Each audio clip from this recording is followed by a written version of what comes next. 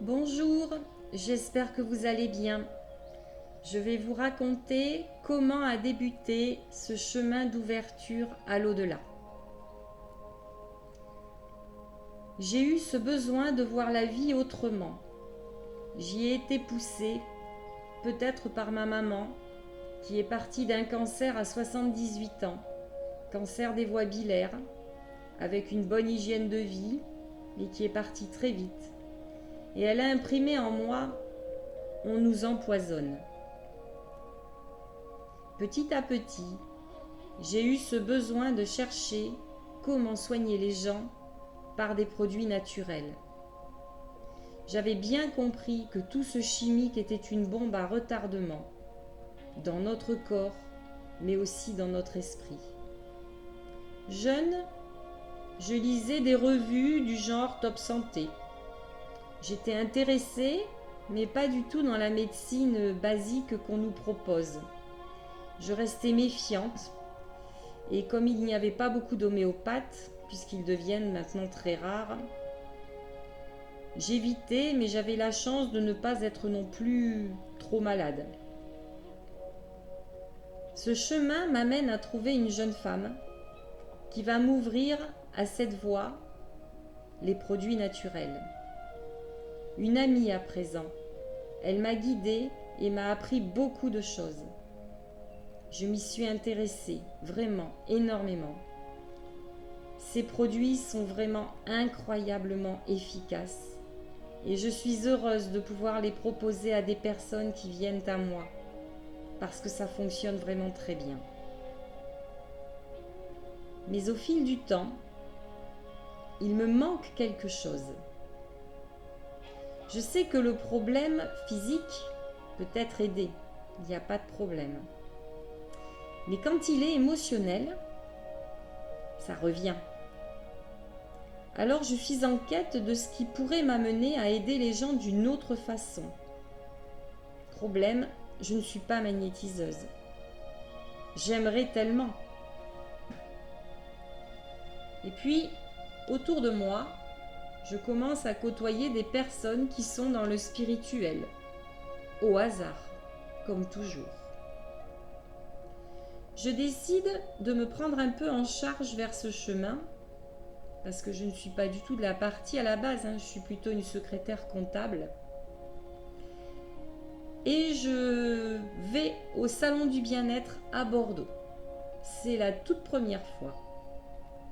Je fais un peu le tour. Je décide d'aller écouter une conférence. Parce qu'il y a un magnétiseur et une naturopathe qui parlent.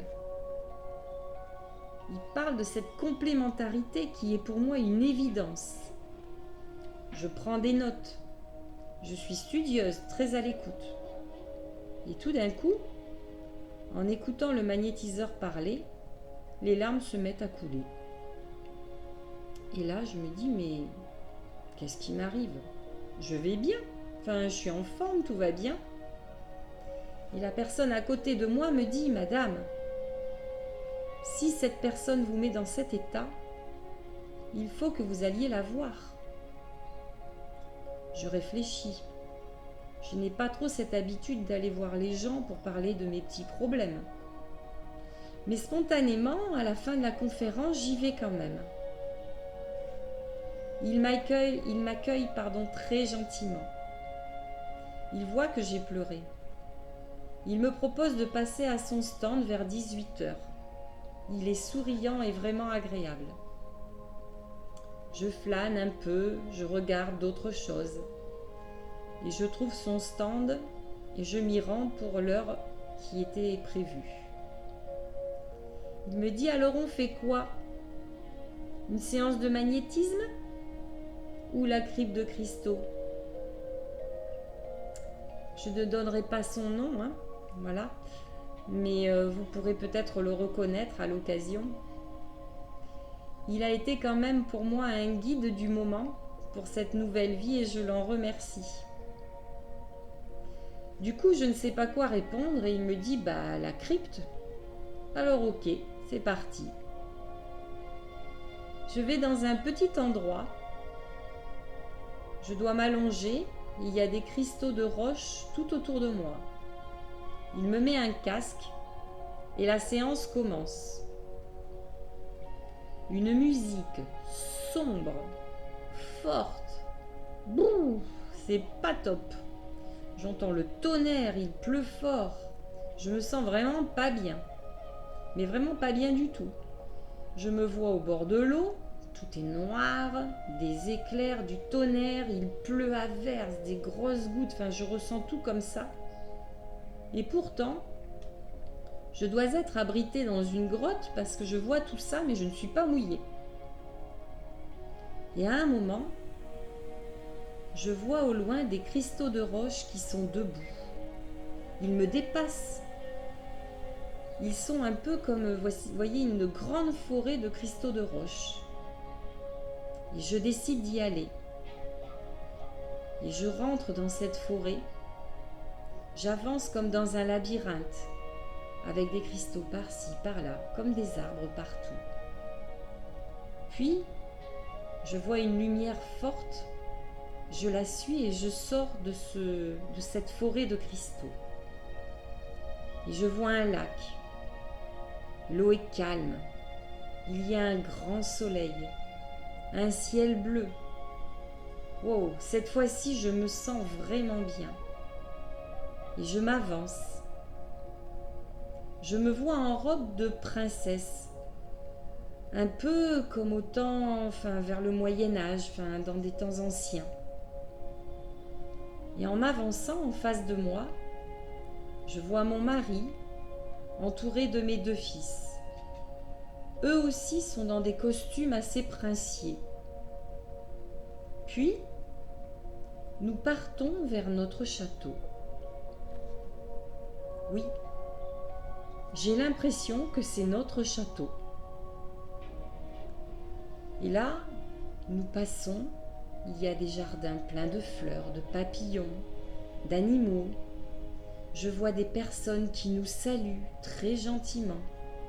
Je ressens qu'ils nous aiment et nous connaissent très bien. Je sens qu'on est en harmonie avec ces personnes-là. Et nous rentrons dans notre demeure. Oui, je ressens vraiment comme ce château, comme notre maison. Tout y est lumineux, clair, grand, paisible. La lumière rentre par les grandes vitres. Il y a des grandes marches. C'est vraiment magnifique. Puis nous sortons et nous nous baladons le long du lac, qui est lui aussi très paisible. Et tout d'un coup, je me vois dans ma pièce, là où je fais des soins énergétiques maintenant. Et je suis avec une personne, je lui parle et je sens que je lui fais quelque chose. Mais à cette époque, je n'étais pas du tout énergéticienne, donc je ne comprends pas trop ce que je suis en train de faire. En fait, le monsieur était en train de me réveiller un peu, on va dire. Je ne dormais pas, mais j'étais ailleurs parce que c'était l'heure de fermer et d'arrêter parce que le parking allait fermer. Donc il fallait arrêter ce voyage qu'on a dû interrompre un peu plus rapidement que la normale. Je n'ai pas eu le temps de lui poser des questions. C'était la première fois que je vivais ce que j'ai appelé des voyages plus tard.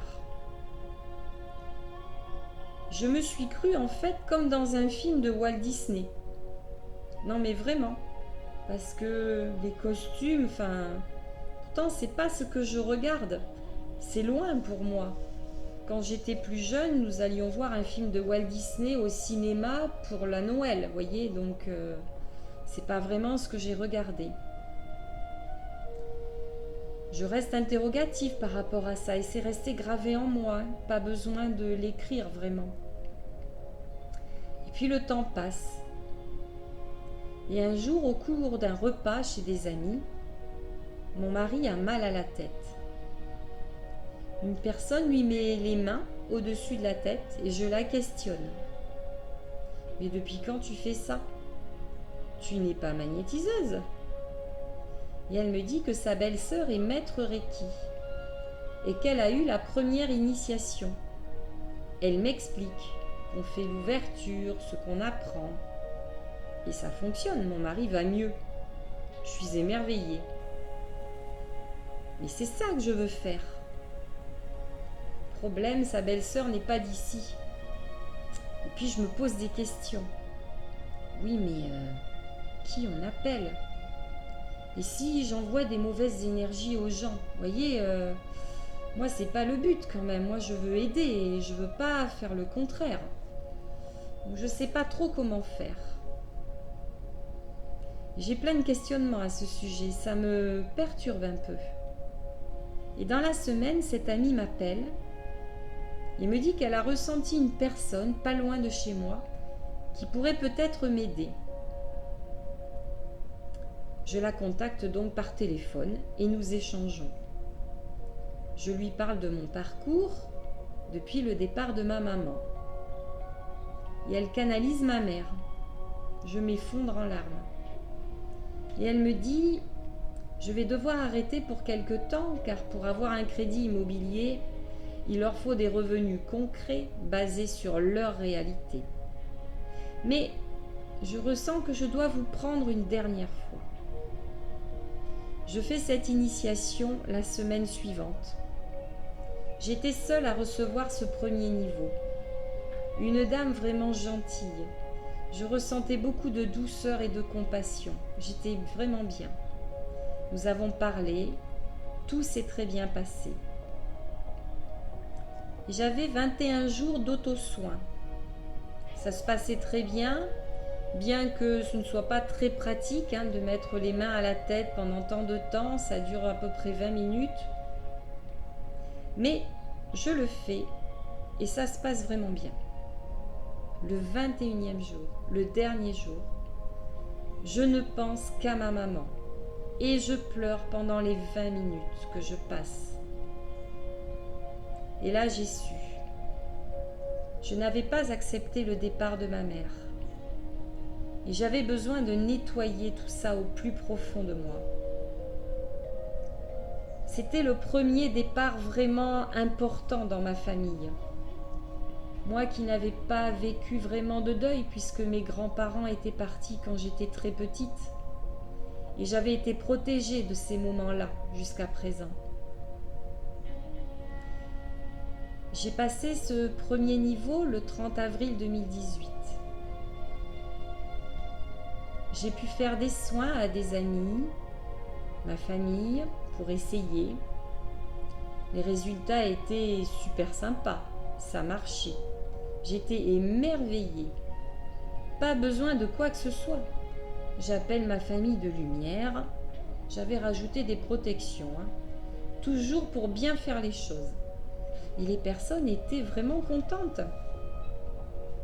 Et je vous dis, pour moi, il fallait être vraiment dans le lâcher-prise pour faire ça, car à l'époque, je ne ressentais rien. Je faisais du bien, et c'était déjà beaucoup, mais c'est tout. J'aidais les autres, par contre, par moi-même. Et là, c'était magique. J'étais vraiment passée dans une autre dimension. C'était mon rêve qui se réalisait. Quelque temps après, je souhaite passer le 2e niveau. Mais cette dame avait arrêté. Et le hasard, encore ce hasard. Celui-ci m'amène à une personne très proche de chez moi qui fait une session dans le week-end et il reste une place. Alors j'y vais. Nous sommes le week-end du 11 novembre 2018. Je reçois un soin par la maître Reiki et elle me dit: ne te condamne pas. Et c'est de la part de mon papa. Mais mon papa n'est pas mort. J'ai un peu de mal à comprendre. Mais je saurai plus tard qu'on peut capter l'âme d'une personne vivante. J'ai beaucoup apprécié cette session parce que nous étions plusieurs cette fois-ci. Des échanges, des soins, des ressentis. C'était très bien aussi. Et je continue à faire des soins. Toujours pareil, je fais du bien mais je ne ressens toujours rien. 3 mois après, jour pour jour, c'est le départ de mon fils. Excusez-moi. Dans un accident de travail. Et c'est pour moi le début d'une autre histoire. Car je sais à présent que ce parcours devait se faire pour mieux survivre au départ de mon fils. Excusez-moi, je suis encore touchée, voyez. Alors je vous propose de raconter la suite de ce bouleversement spirituel dans une prochaine vidéo. Merci à vous et à bientôt.